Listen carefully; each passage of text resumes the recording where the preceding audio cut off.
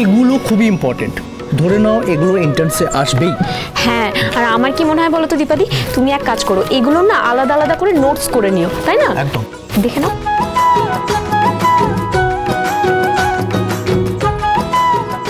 Sorry তোমাদেরকে disturb করছে পড়ার সময়, এটা চটপট খেয়ে নেবে। হ্যাঁ, অয়ন প্রিপারেশন কেমন চলছে? আমরা তো আমাদের মতো চেষ্টা চালিয়ে যাচ্ছি, কিন্তু সময় এত অল্প। দীপার ব্রেন খুব শার্প, ও খুব স্টুডিয়াস, পড়াশোনায় খুব ভালো ছিল তো। এতদিন পড়াশোনার বাইরে ছিলাম, নতুন করে সব শুরু করাতে দিশা খুঁজে পাচ্ছি না জানো। দীপা, তোমার মুখে এইসব কথা বেমানান। মা, ডাক্তারি পরীক্ষার এন্ট্রান্স, এটা তো মুখের কথা নয়। আমি জানি তুমি অসাধ্য সাধন করতে পারো, আর এটা তোমার জন্য, সূর্যর জন্য, আমাদের সকলের জন্য কতটা জরুরি তুমি তো জানো। প্লিজ তুমি পড়ো। মা, কটা বাজে? সোনার উপর তো নিশ্চয়ই এখনো খাইনি, ওদের তো খাওয়ার সময় হয়ে গেছে। শোনো দীপা, তুমি যেটা করছো করো, সংসার নিয়ে এখন ভাবার সময় নয়। কিন্তু মা, আর কোনো কিন্তু নয়। শোনো শ্রেয়া, অয়ন ওকে কিন্তু পড়া ছেড়ে উঠতে দেবে না। হ্যাঁ, দীপা দিদিকে পড়িয়ে কিন্তু খুব মজা, বেশি কথাই বলতে হচ্ছে না, অল্পতেই বুঝে যাচ্ছে। কিন্তু জানো তোর মন কোথায় পড়ে আছে? আপনি অত চিন্তা করবেন না ম্যাম, আসলে ব্যাপারটা হচ্ছে কনসেপ্টগুলো একটু ক্লিয়ার থাকলে আর একটু বেশি মনোযোগ দিলেই ব্যাপারটা হয়ে যাবে। ও পারবে, আমি জানি। কার মেয়ে দেখতে হবে তো? কাদের মা সেটাও তো দেখতে হবে। এই বোঝো কাণ্ড, দুটো মিলিয়ে এখানে চলে এসছে। মা পড়াশোনা করছে না, যাও যাও যাও, এখন যাও, এখান থেকে যাও। মা, কি হলো? কাঁদছে কেন? কি হয়েছেটা কি? হ্যাঁ, আমি বলেছিলাম না ওর খিদে পেয়েছে। খিদে পেয়েছে, খাওয়ানোর লোক আছে উনি, তুমি ওদের দায়িত্ব নিতে পারছো না? একটু তো সামলাও। মা, আমি তো দায়িত্ব নিতেই যাই, কিন্তু এতগুলো বাচ্চা। আচ্ছা, আমি ওদের সামনে নিচ্ছি, বেশিক্ষণ লাগবে না। হ্যাঁ মা, তুমি এসো তো। না, মা কোথাও যাবে না। দিদি শোনো, তোমরা যদি মাকে এভাবে পড়াশোনার সময় ডিস্টার্ব করো, আমি কিন্তু তোমাদেরকে হস্টেলে পাঠিয়ে দেবো। দিদি ভাই, তুমি আমাদেরকে বকছো? না, আমি বকছি না, আর ভয়ও দেখাচ্ছি না, সত্যি কথাটা বলছি। হস্টেলে যেতে চাও? এই দীপ, দিদি ভাই আমাদেরকে ভয় দেখাচ্ছে, চল তো। যাও, আর দাঁড়িয়ে থেকো না। উর্মি, তুমি ওদেরকে নিয়ে যাও। বসো বসো বসো, পড়া অনেক পড়া আছে, কমপ্লিট করতে পারে সময় একদম নেই, পুরো পরিশ্রমটা বৃথা যাবে। মা, আমাকে ক্ষমা করবেন, নিজের কাজের জন্য আমি ওদেরকে কাঁদাতে পারবো না। দেখলেন না দীপ কেমন কাঁদছিল? এভাবে হবে না দীপা, এক একটা মিনিট খুব ইম্পর্টেন্ট। এক একটা মিনিট নষ্ট করলে পুরো পরিশ্রমটা বৃথা যাবে, জলে যাবে। মা, এভাবে তো আমারও পড়ায় মন বসছে না। মন বসাতে হবে দীপা, মন শক্ত করতে হবে, এখানে গাফিলতির কোনো জায়গা নেই। মা, আমি যেটাই করি মন দিয়ে করার চেষ্টা করি, সে যত বাধাই আসুক না কেন, কিন্তু এটা তো আমার বাধা নয়, আমার দায়িত্ব।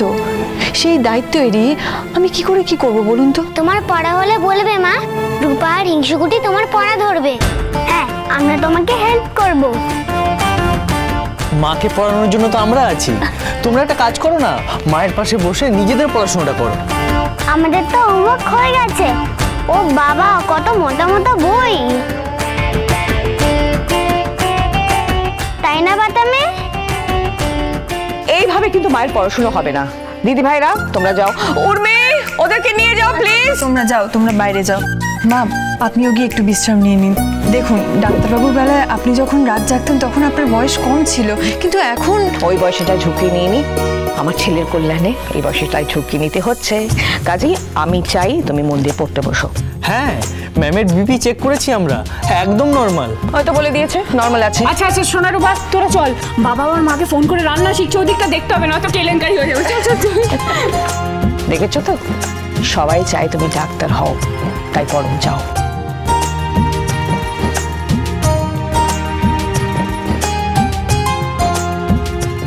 কতদিন পর আপনাকে ঘিরে বাড়িতে একটা খুশির হাওয়া বইছে ডাক্তারবাবু, অথচ আমি আর আপনি কত দূরে। আপনার কাছে পৌঁছতে আমাকে আর কতটা পথ পেরোতে হয় সেটাই দেখার। দেখা হবে আমাদের, আবার দেখা হবে আপনার আর আমার।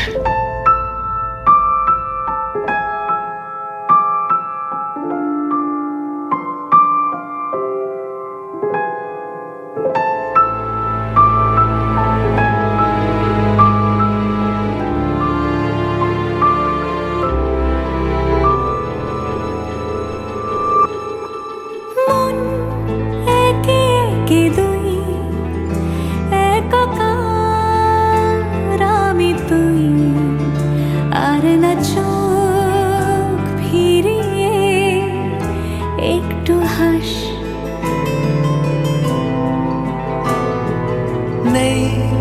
মনে কি কিছুই তোর ঠোঁটের ডানা ছুঁই মিলবে সব জীবনে ক্যালকুলাস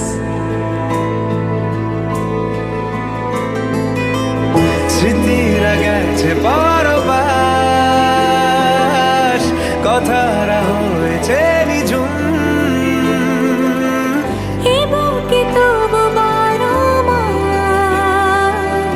ভালোবাসারে মরশুম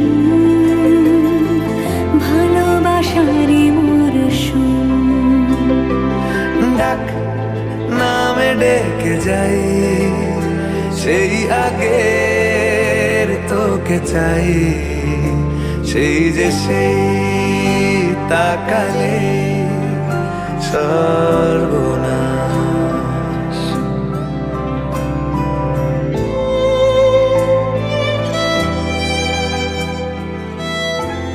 আর কোনো মেঘ আমি জমতে দেব না, কোনোদিনও না।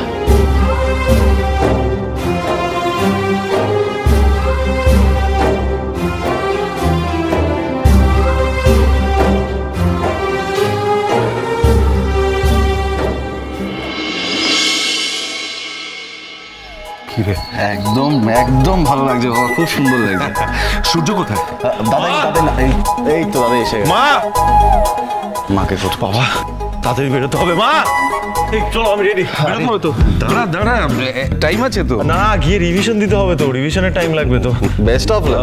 মা, সূর্য কোথায়? সূর্য, তোর মা একটু জরুরি কাজে বেরিয়েছে, মাঝ রাস্তা থেকে আমাদের পিক আপ করে নিতে বলেছে। না কিন্তু মা তো আমার সব এক্সামে থাকে, আজকে নেই, এরকম ভাবে কি করে হয়? হ্যাঁ, এত ভাবছিস কেন? মা ঠিক আসবে। আরে মায়ের সবসময় এত বাবা, বললাম না মা তোর পাশে থাকবে, আগেও যেরকম পরীক্ষার সময় মা পাশে পাশে থাকতো। তিস্তা, আচ্ছা ঠিক আছে, আবার তিস্তাকে কেন ডাকছো? দেরি হচ্ছে তো, চলে এসেছি। আবার কি? ও এখন বাড়িতে নেই তো কি হয়েছে? এই মঙ্গল অনুষ্ঠানটা মা নেই বলে বাদ থাকবে নাকি? দেখি মাথা নিচু কর। Best of luck. Thank you বাবা। আচ্ছা এবার আমরা বেরোই। হ্যাঁ চল কিন্তু কেমন একটা লাগছে, মা নেই তো, ভালো লাগছে না আমার। বললাম তো মা থাকবে। ভালো লাগে বলো তো। থ্যাংক ইউ এই মাকে পিক আপ করতে হবে।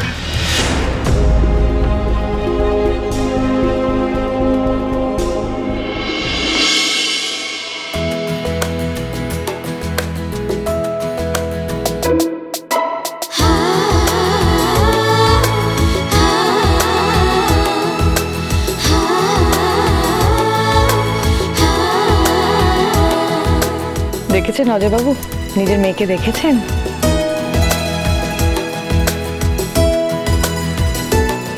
দাও, প্রথম দিন আজ একটু বরণ করি দইয়ের ফোঁটা দিয়ে।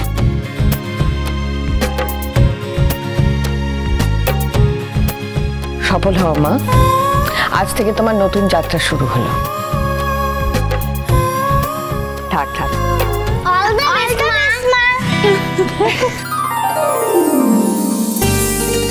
থ্যাংক ইউ মা।